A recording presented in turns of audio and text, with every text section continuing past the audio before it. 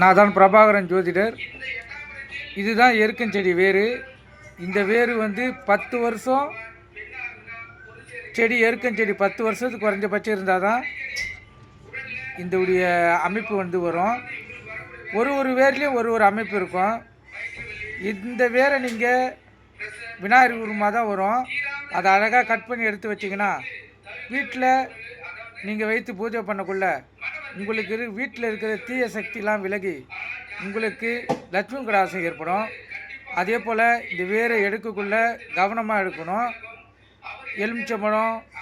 எலுமிச்சம் சுற்றி போட்டு கற்பூரம் ஏற்றி மஞ்சள் குங்குமம்லாம் தெளித்து நீ சாயந்தரம் அதை தெளிச்சுட்டு காலையில் நீங்கள் போய் அதை வேரை தோண்டி எடுக்கணும்.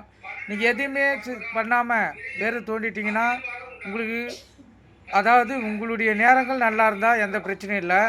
நேரம் சரியில்லைன்னா எருக்க வேரில் பாம்புகள் குடியிருக்கும். கருத்தில் கொள்ளுங்கள். கருத்தில் கொண்டு பயன்படுங்க. நன்றி, வணக்கம்.